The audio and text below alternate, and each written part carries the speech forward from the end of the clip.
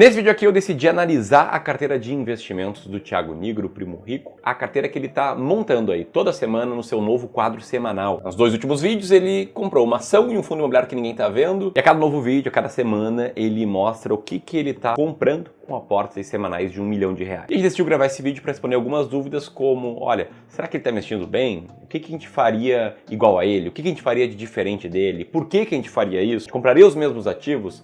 Enfim, eu sei que tem muitas dúvidas aí que são interessantes e a gente vai responder essas dúvidas te mostrando o que a gente faz e como é que a gente pensa aqui no Clube do Valor. E aí você vai sair desse vídeo com duas visões. A visão do Thiago Nigro, a nossa visão. Isso vai te ajudar a tomar as melhores decisões possíveis com o seu dinheiro. Então, quem vai explicar tudo isso a partir de agora é o meu sócio, Felipe Almeida. Filipão, bola contigo.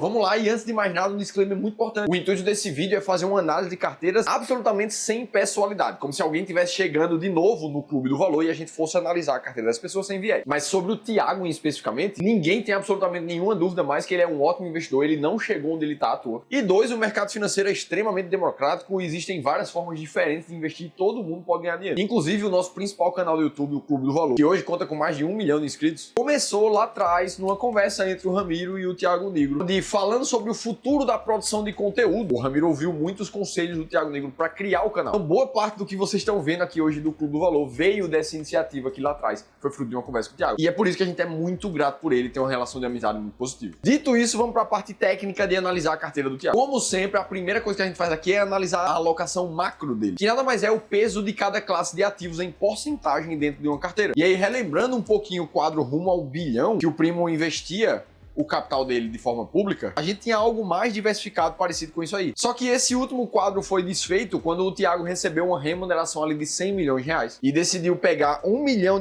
todas as semanas para fazer uma alocação em um ativo diferente. Então, como o contexto atual é de 100 milhões de reais em uma renda fixa de liquidez diária e poucos ativos que ele está colocando na carteira, a gente não tem clareza de uma macroalocação ainda. Mas não é por isso que eu vou deixar de lembrar para vocês o estudo desse senhorzinho que está aparecendo aí na tela para vocês, que é o professor Roger Ibbotson, autor de alguns livros famosos no mercado financeiro e que recentemente publicou um dos estudos mais relevantes e que mudaram o jogo da alocação de ativos ao longo do mundo. Ele descobriu que quase 92% do sucesso de um investidor é explicado justamente pela macroalocação. E é por isso que, independente de qualquer cenário, qualquer investidor, toda e qualquer análise precisa focar muito mais na macroalocação. Felipe, como é que se faz uma macroalocação boa? Eu te dou dois passos para você fazer isso. O primeiro deles é definir uma macroalocação claríssima, que conta com o que a gente chama de modelos perfeitos de seleção de classes de ativos, como esse que estão aparecendo aí na tela, principalmente de investidores mais arrojados, como é o caso do Thiago, visando otimizar o retorno com o menor risco possível. E aí, depois disso, a principal função do investidor é passar por ciclos de rebalanceamento constante, onde essa macroalocação vai se mexer para cima e para baixo, e a tua principal função é direcionar os teus próximos aportes para o que ficou para trás, comprando assim o que está na baixa e vendendo o que está na alta. É justamente esse processo que garante o famoso bônus de rebalanceamento, que é explicado matematicamente por esse gráfico que está aparecendo na tela para vocês, onde nas linhas azul e verde a gente tem os ativos A e B, que basicamente depois de 50 anos eles não saíram do lugar, tiveram somente um valor ao longo do tempo. Agora, a mistura dos ativos A mais B, quando rebalanceados periodicamente, tiveram uma performance muito melhor do que qualquer um dos ativos isoladamente. Esse é o famoso bônus do rebalanceamento tão importante na macroalocação. E aí, sobre a filosofia de macroalocação do Thiago, a gente precisa lembrar do método ARCA, que ele já apresentou algumas vezes ali no canal dele, que visa basicamente construir 1/4 da carteira em cada um desses ativos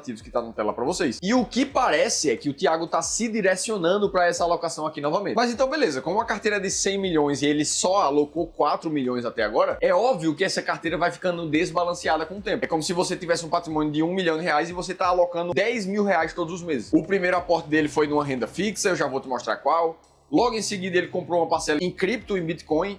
A gente vai falar sobre isso também. Mais uma semana, o aporte foi um fundo imobiliário muito barato e, por último, uma ação que, segundo ele, ninguém tá vendo. E já que a macroalocação ainda tem muitas águas para rolarem, vamos então analisar os ativos que ele escolheu e ver se a gente faria igual, ver se eles passam nas nossas estratégias também. Agora, a verdade disso tudo aqui é que o Thiago, ele é um profissional do mercado financeiro já há muito tempo. Nesse estágio, ele tem um dos maiores canais de YouTube sobre o tema. E não só ele, hoje ele conta com aconselhamento de profissionais que estão ao redor dele. Só que você precisa concordar comigo que investir é para todo mundo. E não somente para quem é especialista no mercado. E é por isso que a gente aqui no Clube do Valor defende estratégias sistemáticas de investir. Aquelas que tiram qualquer viés emocional do que é que eu acho, do que é que o Ramiro acha, ou de qualquer pessoa do Clube do Valor acha sobre o futuro, sobre o mercado financeiro, sobre uma empresa. Com foco 100% em números, dados e backtests, histórias de resultado de investimento, a gente toma as nossas decisões. E é por isso que se você não se sente seguro o suficiente para montar as suas estratégias de investimento, se você não tem tempo para ficar acompanhando o mercado financeiro, tá focado no seu trabalho, em aumentar a tua renda e melhorar a tua capacidade de aportes, aí eu preciso te convidar para participar de uma análise de carteira gratuita com um dos nossos especialistas. É nessa sessão de 1 hora que a gente vai te mostrar justamente as estratégias sistemáticas que não te deixam ter absolutamente nenhuma dúvida sobre qual ativo comprar, qual ativo vender e quando fazer isso. Para você participar, é só fazer a leitura desse QR Code que tá aparecendo aqui na tela ou clicar no primeiro link da descrição do vídeo. Beleza, dito isso, vamos para os 4 aportes que a gente tem no Thiago até o momento que eu gravo esse vídeo. Bom, lá no primeiro vídeo, ele foi buscar um ativo bem longo de renda fixa. A escolha foi por um título de Tesouro Renda Mais para 2065. Inclusive, o mesmo título está disponível para qualquer pessoa. É só entrar no site Tesouro Direto que você vai ver um print como esse. O racional aqui dessa alocação é conseguir uma possível marcação a mercado bem forte para esse título.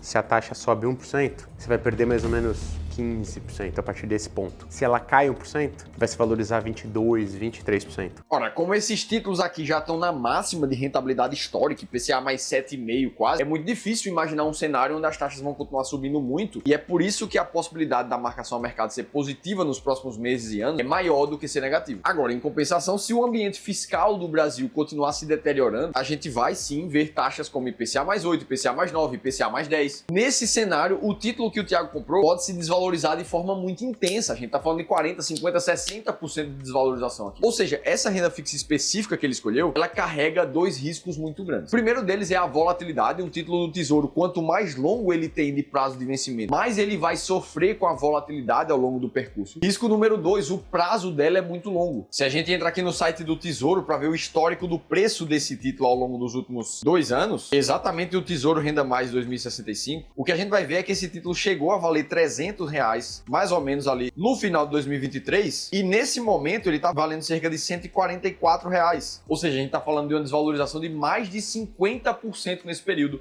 num título de renda fixa. Ah, Felipe, mas quando você carrega esse título até o vencimento, você vai receber exatamente a taxa pré-acordada na hora que investir naquele título. E isso é uma absoluta verdade. O ponto é que o Tesouro Renda Mais, ele tem uma característica um pouquinho diferente dos outros. No prazo de vencimento dele de 2065, o Thiago, caso espere até esse prazo, vai passar a receber parcelas mensais ao longo de 20 anos daquele capital sendo distribuído aos poucos. Ou seja, esse título tem prazo de validade para 2085 para receber todo o resgate de volta. Então, por mais que a gente saiba que a renda fixa entrega exatamente a taxa acordada, um prazo longo como esse é bem difícil receber todo o título ainda em vida. O que deixa claro que o principal foco vai realmente ser na marcação a mercado aqui. Então, sabendo desses 2 riscos muito altos para uma renda fixa, o mais prudente é ter uma exposição controlada dentro da carteira. Foi o que o Thiago fez. Ele colocou 1% do patrimônio líquido dele nesse título aqui, afinal de contas, 1 milhão dos 100 milhões é 1%. Aqui no clube a gente gosta de trabalhar com a famosa regra dos 3%, onde nenhum ativo especificamente deve superar os 3% da carteira como um todo. Então, beleza, no caso do Thiago, isso aqui estaria dentro. É um título muito arrojado, mas com a exposição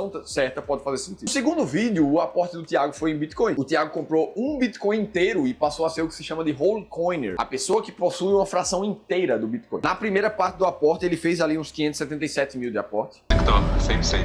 577,500?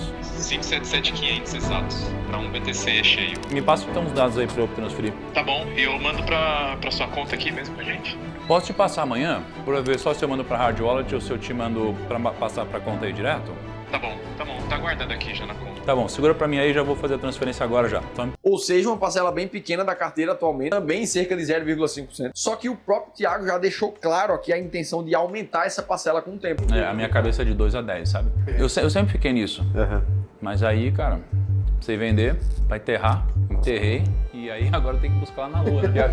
Ou seja, ele vai buscar algo próximo a 10, 12% de exposição no ativo. E aí logo em seguida, no mesmo vídeo, ele completou a ordem para chegar em R$1 milhão. E eu acabei completando o meu 1 milhão em Bitcoin agora. A ordem acabou de ser executada, eu comprei 422.500, então eu comprei 0,64503816 Bitcoins no preço de 655 mil. Ai, que dor no coração.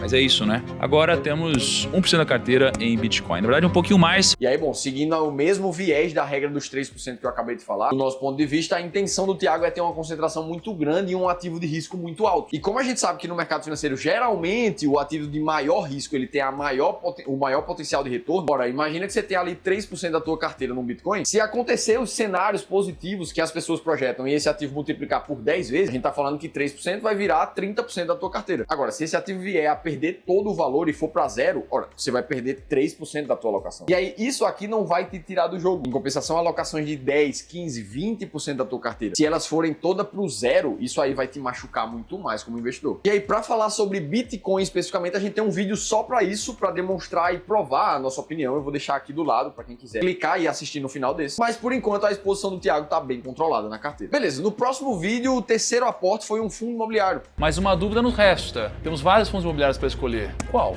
a gente vai aplicar? Então no vídeo de hoje a ideia é que a gente consiga encontrar aquela joia rara, aquele fundo imobiliário que ninguém tá olhando, aquele que o preço tá muito abaixo do valor patrimonial, aquela grande oportunidade que vai nos enriquecer, Julião. Então assim, ele seguiu na procura. Uma observação que o Thiago fez desde o início foi ter preferência por fundo de tijolo. Eu gosto muito de fundo imobiliário de tijolo, então eu queria buscar alguma coisa um pouco mais físico, quem sabe shopping, hospital, alguma coisa, né? Raiz. Eu quero assim, basicamente comprar um imóvel, só que, cara, usando o desconto e o benefício e o efeito burocrático de um fundo imobiliário. Então, a opção que acabou ficando no foco foi uma, assim, mais especificamente o fundo XP Malls. Então, o primeiro que eu trouxe aqui é o XP Malls, fundo de shopping gestão XP. A gente tem bastante tempo de estrada, aí começou em 2018, tá? Então, hoje o fundo, ele tem 26 shoppings, tá? Ele é o... Inclusive com alguns números diretos ali, bem interessantes, como mostra o Ricardo. Taxa de administração. O yield dele, ele tá na ordem de 12% ao ano, 12%. ao preço de tela que ele tá rodando na ordem aí de R$95 mais ou menos. Então ele tá rodando a grosso modo aí a 12% ao ano. E o PSOVP dele tá em quanto? Ali 0,83, Ah, 0,81. mentira. Então essa aqui foi a escolha do Thiago para fazer o aporte de R$1 milhão da semana. Um fundo de tijolo com dividendo justo e um preço por valor patrimonial baixo, aumentando a capacidade de geração de renda passiva dessa carteira em mais ou menos R$10 mil por mês com dividendos. Ontem, quando a gente comprou as 5.521 cotas, a gente aumentou nossa renda passiva em R$ 4.968. E hoje, a gente vai aumentar nossa renda passiva em mais R$ 4.422. Falando sobre o XP Malls especificamente, na nossa estratégia de investimentos principal de fundos imobiliários, chamada Fundos Imobiliários Classe A aqui do clube, o que a gente busca é sempre encontrar os fundos com baixa alavancagem no mercado, esse risco a gente não quer. Os fundos com a maior consistência na distribuição de dividendos. Os fundos com baixa volatilidade e aqueles mais consolidados em termos de valor de mercado. Encontrando assim os 15 fundos mais consolidados e perenes no mercado. E o XP Malls, inclusive, está no top 3 da estratégia Fundos Imobiliários Classe A com um valor de mercado de mais de R$5 bilhões. Ou seja, o XP Malls, do nosso ponto de vista, é um dos 15 fundos mais consolidados e perenes no mercado. Também está na nossa estratégia e aí a gente concorda plenamente com um aporte como esse. É óbvio que um fundo imobiliário só não faz uma carteira, mas como o Thiago está fazendo as alocações, a gente vai precisar ver os próximos passos para entender como vai ficar em termos de diversificação. E aí o último aporte do Thiago foi uma ação que ninguém está investindo. O racional para ele procurar empresas para investir na bolsa seria mais ou menos assim, ó. Basicamente, eu estou olhando para empresas que tem um preço sobre lucro baixo, um preço sobre valor patrimonial atrativo, um ROI interessante, um bom índice de distribuição de dividendos. Ou seja, analisando isso aqui, a decisão tomada foi pela ação da Boa Safra, Soja 3. Você trouxe aí pra gente ver, Cara, cara. acho que você vai gostar. Você já acompanha há algum tempo. Você é amigo do CEO. Uhum. Eu fui pessoalmente conhecer várias fábricas, várias unidades, na verdade, né, do pessoal da Boa Safra. Isso tudo olhando principalmente para o crescimento que a empresa apresentou em termos de receita e de lucro. Crescimento de receita, 2017 tinha uma receita, 2018 foi maior, 2019 foi maior, 2020 foi maior, 2021 foi maior, 2022 foi maior, 2023 foi maior. Pô, só subiu, velho. Quando a gente olha para lucro líquido, olha o lucro líquido também aí, ó.